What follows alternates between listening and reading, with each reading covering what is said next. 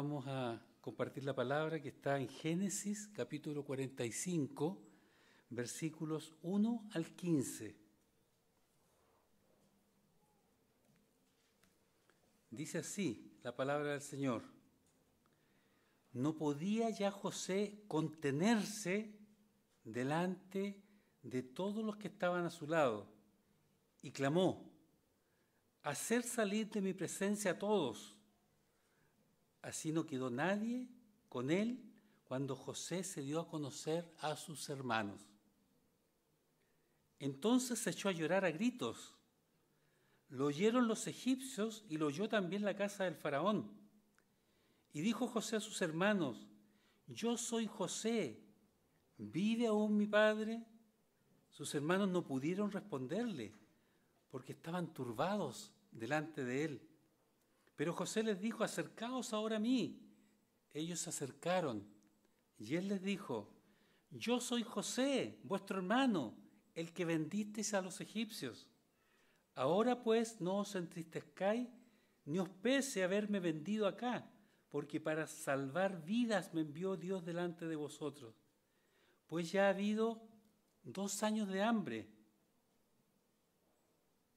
en medio de la tierra, y aún quedan 5 años en los cuales no habrá arada ni siega.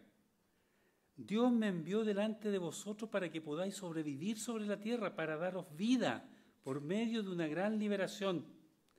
Así pues, no me enviasteis vosotros acá, sino Dios, que me ha puesto por padre del faraón, por señor de toda su casa y por gobernador en toda la tierra de Egipto. Daos prisa, id a mi padre y decidle: así dice tu hijo José, Dios me ha puesto por señor de todo Egipto, ven a mí, no te detengas. Habitarás en la tierra de Gosén y estarás cerca de mí, tú, tus hijos y los hijos de tus hijos, tus ganados y tus vacas, y todo lo que tienes. Allí te alimentaré, pues aún quedan 5 años de hambre, para que no perezcas de pobreza tú, tu casa y todo lo que tienes. Y vuestros ojos ven, y también los ojos de mi hermano Benjamín, que mi boca os habla. Haréis pues saber a mi padre toda mi gloria en Egipto, y todo lo que habéis visto. Daos prisa y traed a mi padre acá. José se echó sobre el cuello de su hermano Benjamín y lloró. También Benjamín lloró sobre su cuello. Luego besó a todos sus hermanos y lloró sobre ellos. Después de esto, sus hermanos hablaron con él.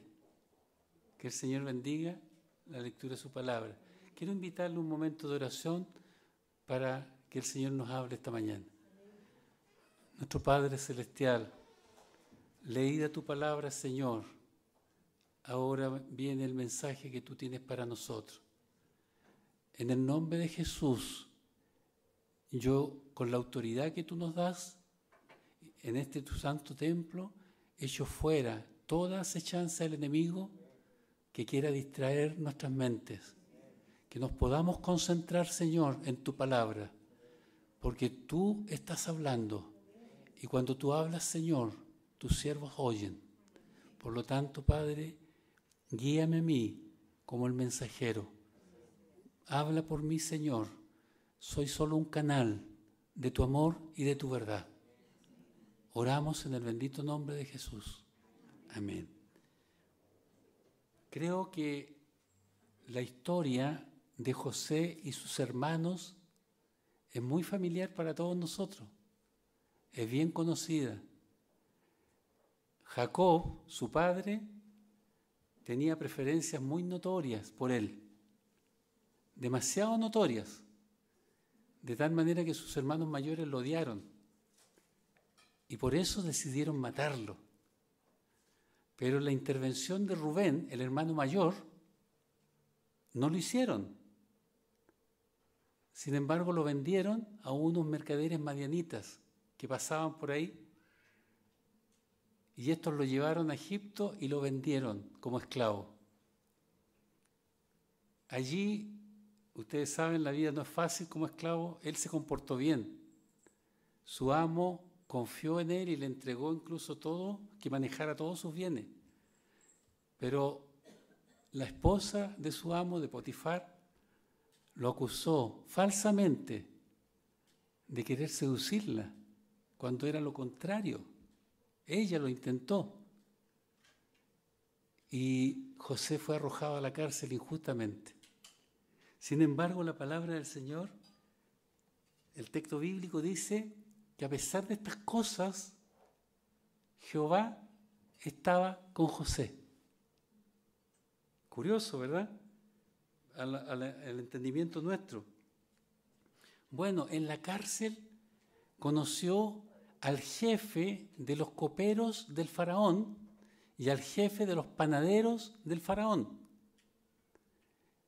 Ambos hombres tuvieron sueños y José se los interpretó pero perfectamente, tal como después ocurrieron. Al jefe de los coperos le dijo que él iba a ser restituido a su cargo, y al jefe de los panaderos le dijo que él iba a ser ejecutado. Y eso ocurrió. Pasaron 2 años, seguía en la cárcel, y el faraón tuvo 2 sueños.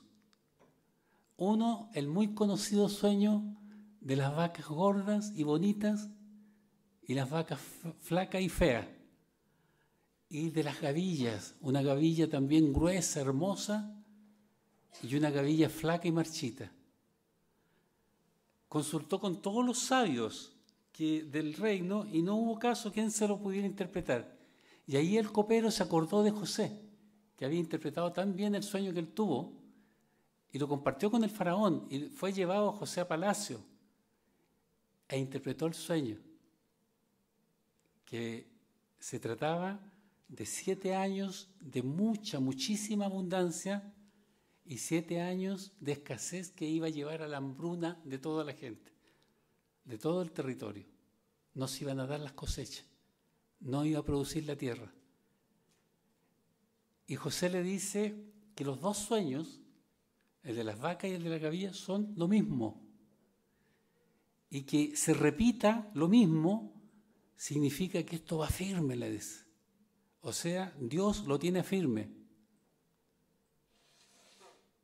Entonces le dijo también al faraón: te aconsejo que nombres a un hombre prudente para que administre este tema cuando haya abundancia y después la escasez.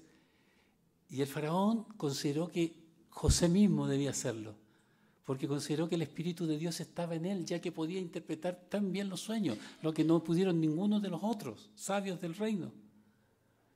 Y le dijo: tú eres sabio, tú eres prudente, tú te cargas.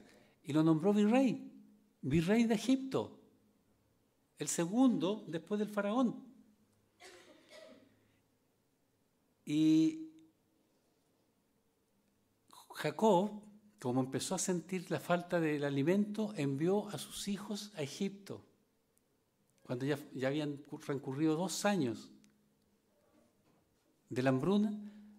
Mandó a sus hijos, pero se quedó con Benjamín, que era el menor, que era también uno, junto con José, su preferido. Así que fueron los otros 10 hermanos. Y cuando se presentaron ante José, José los reconoció de inmediato, pero ellos no lo reconocieron.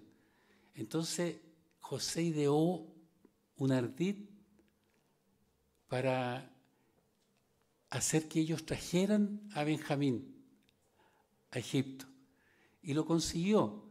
Y se presentaron los hermanos con Benjamín. Y ahí José les dio una gran cena que los tenía sorprendidos. ¿Porque este señor de Egipto hace esto con nosotros? Y cuando termina la cena, ya se tenían que retirar porque habían ido a buscar grano. José hizo que les rellenaran sus costales con grano, con alimento, pero que junto con el grano, en el costal de Benjamín, pusieran su copa de plata. Y los despidió. Cuando ya habían salido de la ciudad, los hace volver acusándolos de haberle robado su copa de plata. Y les dice, el hombre en cuyo poder se encontró la copa, que era Benjamín, va a ser mi esclavo. Los demás se pueden ir tranquilos, en paz, a la casa de su padre. Y ahí Judá suplicó por su hermano. Le dijo, déjame a mí en lugar de mi hermano. Yo seré tu esclavo. Si nos presentamos sin Benjamín ante mi padre, él se va a morir. Y aquí nosotros entramos, en este punto, al texto que hemos leído. En este mismo punto encontramos que José se da a conocer a sus hermanos. Dice el texto que ya no se puede contener y se da a conocer a sus hermanos. Él vivió como esclavo. Yo creo que lo pasó mal. Fue arrojado a la cárcel varios años.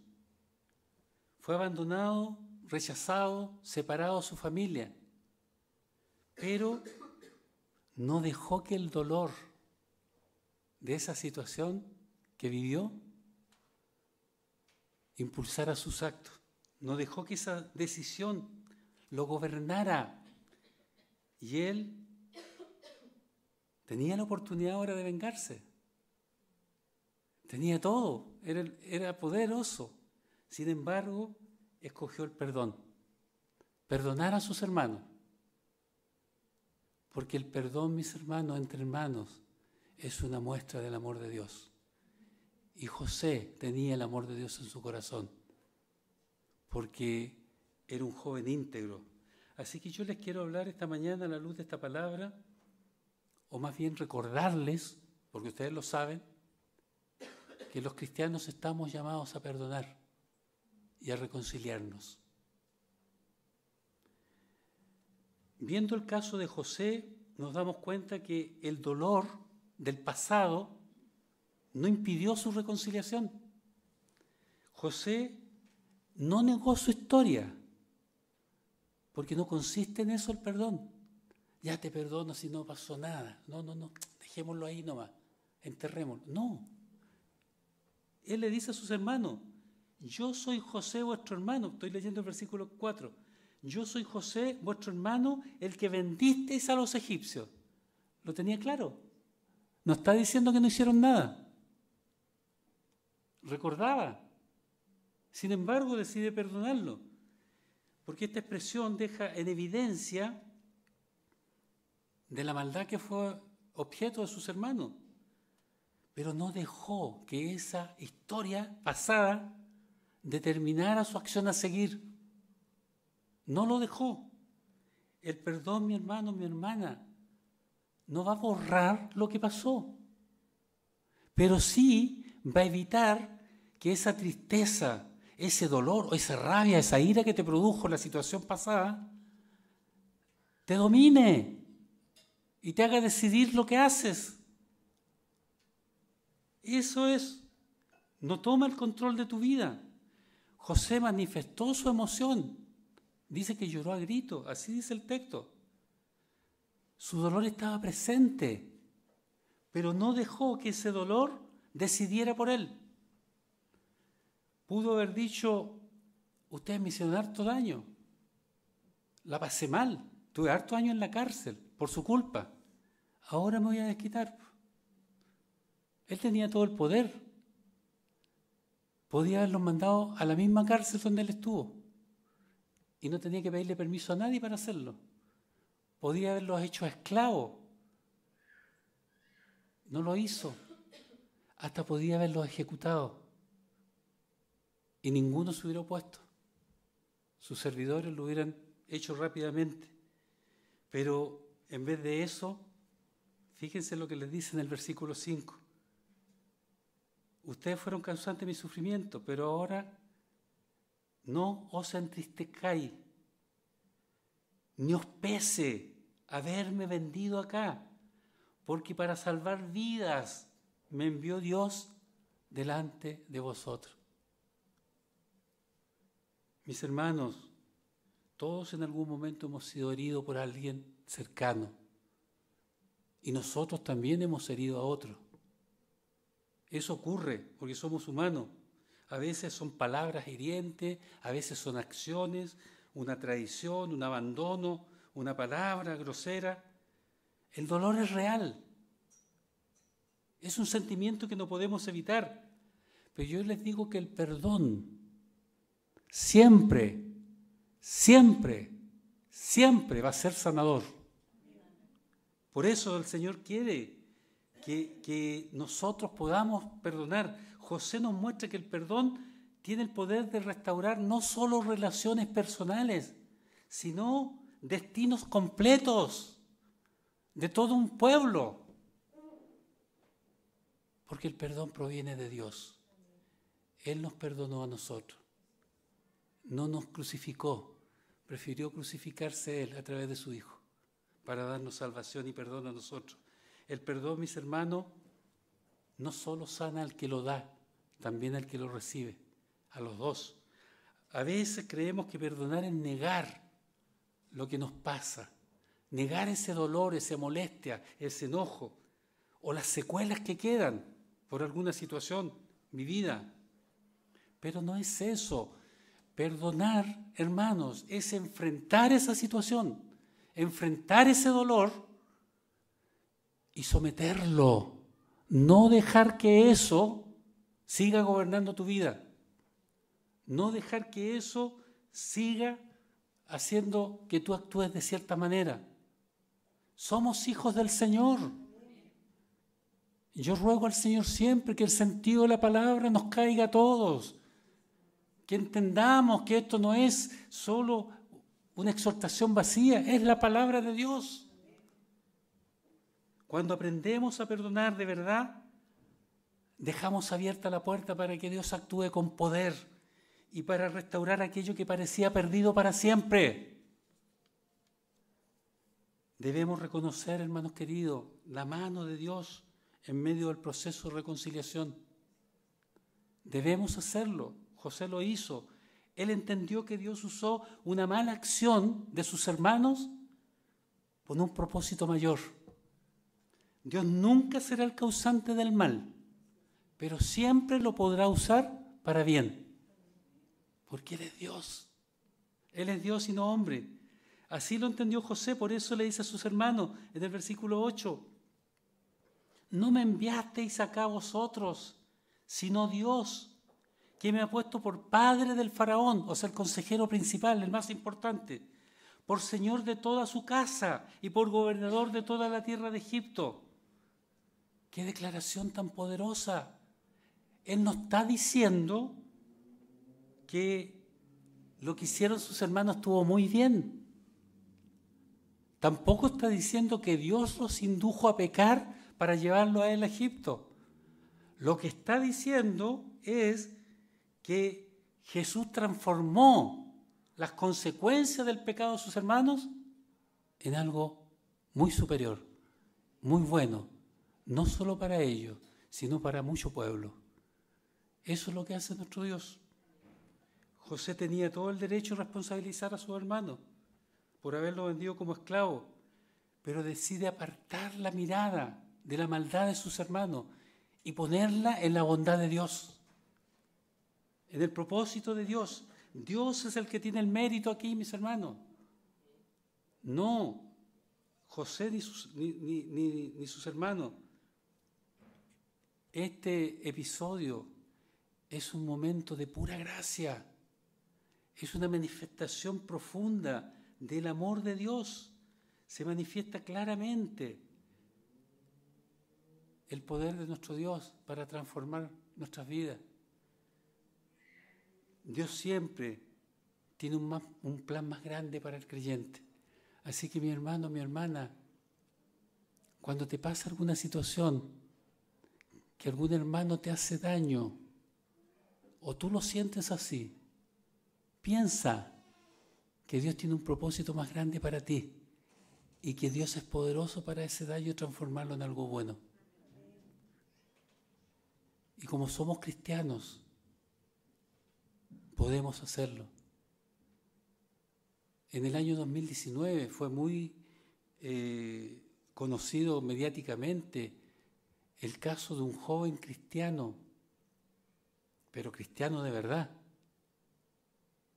al cual le mataron su hermano también era cristiano, y una joven policía de raza blanca, porque ellos eran de raza negra, entró a su departamento, se equivocó, a lo mejor venía con algunos poquitos grados de alcohol, y entró al departamento este joven y cuando lo vio pensó en un intruso, sacó su arma y le disparó y lo mató.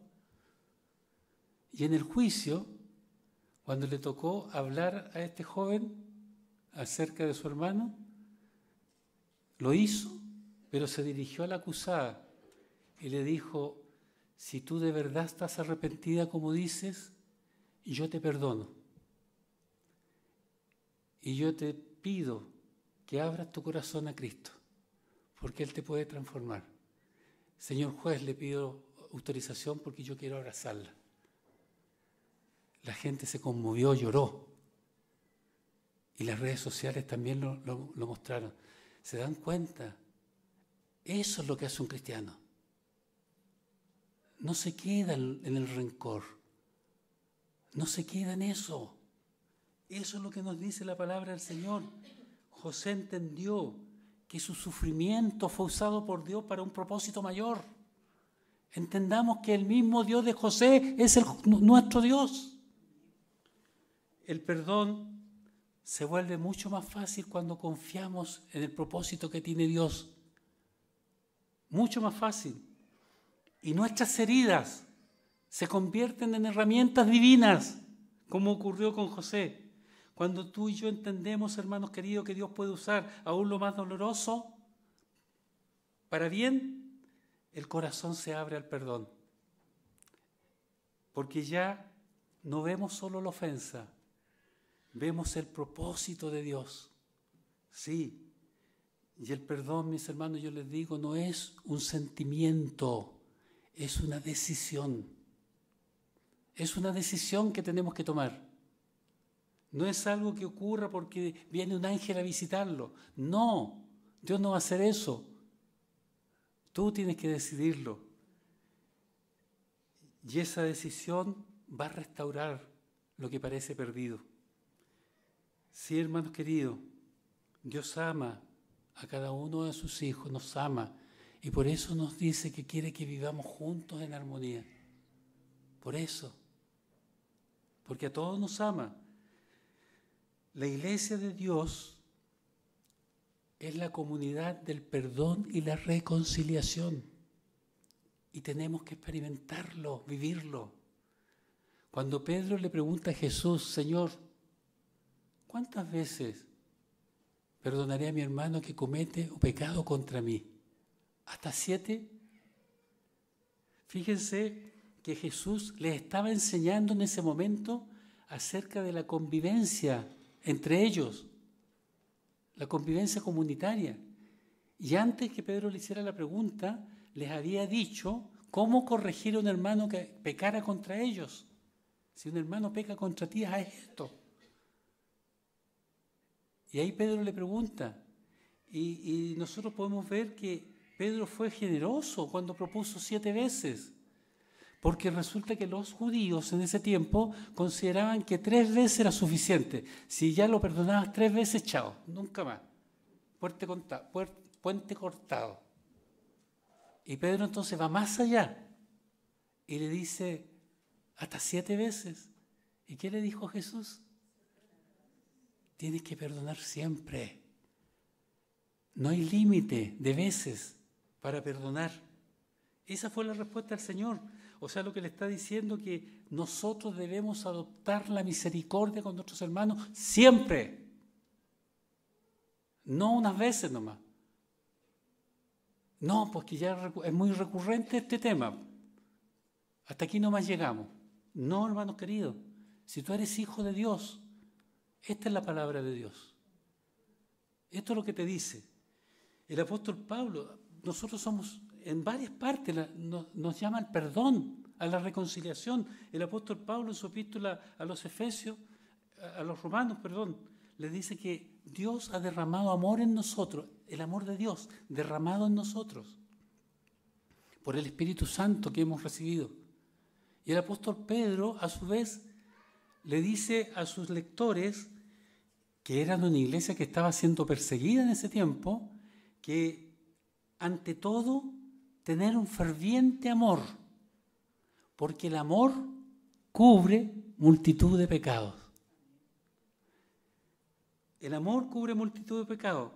En este mundo nuestro, donde es tan fácil señalar las faltas de los demás, tan fácil criticar los errores y condenar las faltas que cometen otros, acumular rencores, la palabra del Señor nos dice esta verdad, que nosotros tenemos el amor de Dios en nosotros. Ese amor perdonador, ese amor misericordioso. Y que ese amor, si nosotros lo ejercitamos, cubre multitud de pecados. Esta expresión cubrir, en ningún caso, mis hermanos, significa encubrir, como si se tratara de tapar algo malo con hipocresía. No. Su raíz es más profunda, su raíz viene de Dios, de ese amor, del perdón, de la gracia, de la restauración. A eso se refiere, que el perdón cubre multitud de pecados. Es el amor en su forma más pura, es el amor de Dios que vemos en Cristo cuando da su vida por nosotros en la cruz. Ese es el amor. Y cuando nosotros reflejamos ese amor, hermanos queridos, estamos reflejando el carácter divino de Dios.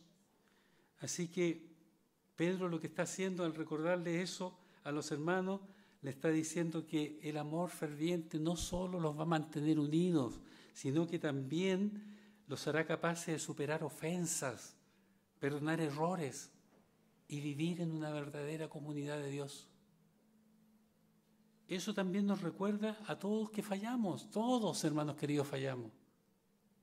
Si no hay nadie que se libre, pero tenemos que esforzarnos en no volver a caer una y otra vez en la misma falta. La práctica de ese amor que Dios nos ha dado permite que no se destruyan relaciones. Por eso Dios quiere que abunde en nosotros el amor. El amor no aviva el fuego del resentimiento, lo apaga. Por eso que el Señor Jesús insiste en que nos amemos los unos a los otros. Porque el amor no lleva la cuenta de cuánto daño me han hecho. No, sino que lo suelta, lo entrega a Jesucristo y Él queda libre. Hermanos queridos, cuando amamos de verdad, con ese amor que viene de parte de Dios, nos convertimos en agentes de reconciliación.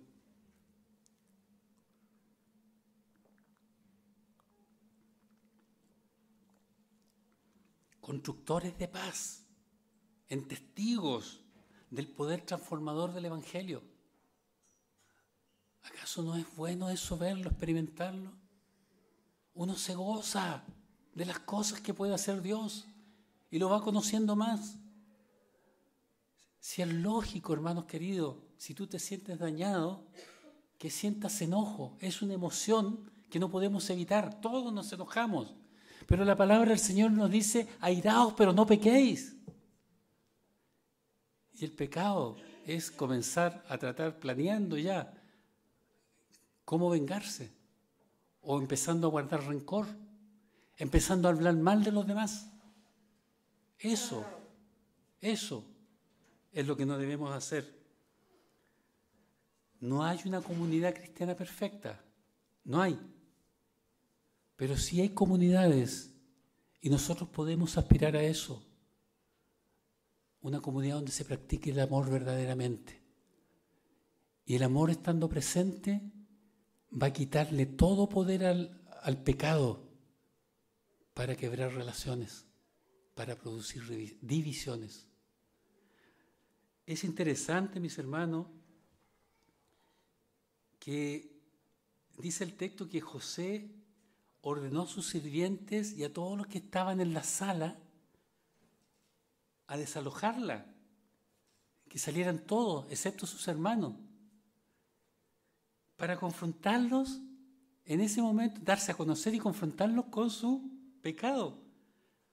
Les dice claramente, yo soy José, vuestro hermano, el que vendisteis a los egipcios. ¿Es una confrontación o no? Es como decirle al hermano, pero tú me hiciste esto y esto. Ahí le está diciendo, me vendiste a los egipcios. Pero, fíjense qué interesante, quería mantener esa canallada que le hicieron sus hermanos en familia, solo entre él y ellos, que no hubieran oídos ajenos. ¿Se dan cuenta de eso? Eso, vean el texto. No quería exponer la insensatez de sus hermanos, que lo escucharan los criados, los que estaban con él. Los hizo salir. El amor verdadero no expone las faltas del otro, saliéndose del círculo necesario. Esto significa que no andemos con comidillos, que no andemos expandiendo las cosas. Esto es la palabra del Señor, mis hermanos, aprendamos de ella. Yo les he dicho a ustedes tantas veces que yo me siento tan libre, porque la palabra del Señor nos da libertad. Por lo tanto, hermanos queridos, si tú guardas alguna enemistad, un rencor, alimentas eso, te haces esclavo de eso, es una cadena muy pesada. Y Dios quiere que vivas en la libertad que Cristo nos da. No mereces ser esclavo porque eres libre. Fíjense en este caso, no deseaba él que otros oídos escucharan. La víctima, porque él fue víctima realmente, no podemos decir que se hacía la víctima. Él fue una víctima. No quería que el mundo supiera que sus hermanos eran malas personas. Probablemente José, durante todos los años que estuvo en Egipto antes de este episodio, que aproximadamente fueron 22 años, él fue vendido a los 17. A los 30 fue llamado por el faraón para que interpretara sus sueños. Habían pasado ya 7 años de abundancia. Estaban en el segundo año de la hambruna. 22 años, 23 años. Y no le había dicho a nadie. ¿Por qué digo eso? Porque el versículo 16, que no leímos, pero ustedes lo pueden leer, dice que el faraón y sus siervos se alegraron de la llegada de los hermanos de José. Y si hubieran sabido lo que hicieron, ¿se hubieran alegrado? ¿Se dan cuenta? Así tenemos que tratar nuestras cosas también, hermanos queridos. No involucrar a nadie que no sea necesario. Y así mantenemos relaciones sanas, de acuerdo a la voluntad del Señor. El perdón produce restauración y vida. José no solo perdonó a sus hermanos abrazándolos y vertiendo lágrimas con ellos, sino que proveyó para el futuro sustento de todos ellos. Fíjense, eso es lo que nos dice la palabra. Un sustento para su padre, para sus hermanos, para la familia de sus hermanos. Él ocupaba una posición de autoridad, así como podían los castigados, que no lo quiso hacer. Les dio también que vivieran cerca de él, porque gozaba del favor del faraón. Él era señor.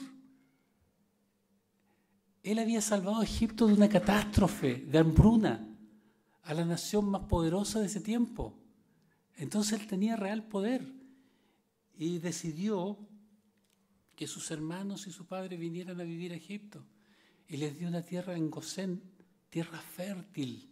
Está al noreste de Egipto, los que conocen el mapa de África, al noreste, hacia arriba y hacia el lado de Jerusalén. En la orilla oriente, oeste del río Nilo, donde desemboca el Nilo en el mar Mediterráneo.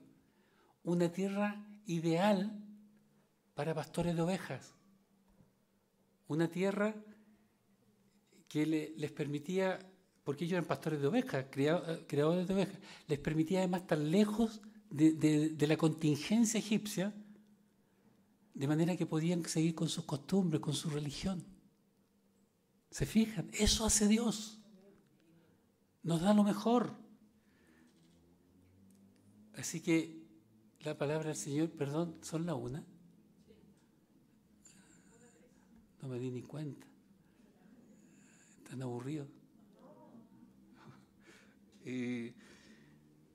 Bueno, les dio nueva vida. Les dio nueva vida a sus... En vez de estar allá muriéndose de hambre cada cierto tiempo ir a comprar grano, ahí estaban en una tierra pródiga, la tierra más fértil de Egipto, el delta del Nilo. José no dejó nunca de amar a sus hermanos. Todo eso que ideó, él solamente lo estaba preparando seguramente para que se dieran cuenta de su maldad, no sé qué pretendía él, pero dice el texto que no se pudo contener ya más. Y dijo, salgan todos, por favor, salgan todos. Y se dio a conocer a sus hermanos. Hermanos queridos, el cristiano que ama a Dios no debe dejar espacio en su corazón para el orgullo, para el rencor, para la envidia. La palabra del Señor dice que dejemos todo eso. Debe haber espacio para el amor y la reconciliación. Eso es lo que quiere Dios. El verdadero perdón abre puertas a relaciones sanas, a futuros con esperanza, no futuros quebrantados. José no solo vio a sus hermanos, sino que también los acogió con cariño y les dio una oportunidad de no morir de hambre. Eso es lo que hizo. Él tenía una gran preocupación por su familia y por su padre. ¿No ve que cuando comenzamos a leer, lo primero que dice, yo soy José, ¿vive aún mi padre? Y ahora cuando ya ellos ya saben quién es, les dice que vayan. ¿No ve que le dice, daos prisa, ir a mi padre y decirle, así dice tu hijo José, Dios me ha puesto por Señor de todo Egipto, ven a mí, no te detengas. No quería él agrandarse, lucirse, como hacen muchos hijos mostrándole a sus padres sus logros, que es muy legítimo. Pero él lo que quería es que viniera, que su padre no fuera a pensar que pudiera ser una trampa o algo malo. Diga, que venga. Y en el versículo 13 le dice, haréis pues saber a mi padre toda mi gloria en Egipto y todo lo que habéis visto. Daos prisa y traer a mi padre acá. Y dice que enseguida abrazó a Benjamín, que era su único hermano de madre y padre. El único. Porque los demás eran solo hermanos de padre, eran medios hermanos, como decimos ahora. Y los abrazó a todos y los besó. Así es el perdón verdadero, mis hermanos, con acciones concretas. Además de lágrimas y abrazos, por supuesto. El perdón abre puertas que el rencor nunca podrá abrir. El apóstol Pablo le dice a los efesios que se perdonen, así como Dios nos perdona a nosotros. Y a los romanos le diga, no devuelvan el mal con mal. No se dejen vencer por el mal. Venzan ustedes con el bien el mal. Y bien les dice Pablo a los romanos, no busquen vengarse. Dejen que Dios actúe. Porque les dice Pablo, está escrito, mía es la venganza, yo pagaré, dice el Señor. Y ahí está haciendo una cita de Deuteronomio capítulo 32, versículo 35. Amados hermanos, la palabra del Señor nos presenta este episodio en la vida de José para que podamos imitarlo. Él eligió perdonar y eso cambió su propia historia y el destino de su familia. El perdón, como les dije, no cambia lo que pasó, pero sí cambia lo que viene. Tiene el poder de transformar el futuro. Así que esta mañana, mi hermano, mi hermana, Dios te exhorta que si tienes que perdonar a alguien o pedir perdón, lo hagas ya. Eso es lo que te está diciendo. No dejes que esa enemistad sea una cadena que te impida caminar. No dejes que eso vaya apagando tu espíritu. José eligió perdonar y con esa decisión no solo salvó del hambre a su familia, sino a las futuras generaciones. Hoy Dios te invita a ti. ¿A quién necesitas perdonar? Tú lo sabes. ¿Con quién necesitas reconciliarse? Yo sé que no es un camino fácil, pero es el camino del reino. Y nosotros somos parte del reino. Somos embajadores de Dios. Así que, como Dios nos perdonó por medio de su sacrificio, su Hijo, perdonemos también a los que nos ofenden. Así que, mi hermano, te pregunto, ¿y tú, a quién necesitas perdonar hoy? Si necesitas perdonar en este momento, o si tú necesitas pedir perdón, también hay gracia para ti. Yo te invito a que lo hagas, te invito a orar. Oren ya. Les invito a orar y entregar sus cargas al Señor. Si no tienes a nadie que perdonar, bueno, Dios lo sabe, pero tendrás alguna carga que entrégasela al Señor. Ora, entrega esa carga, no te vayas con ese peso. Que el Espíritu Santo te permita soltar eso, sanar y reconciliarte.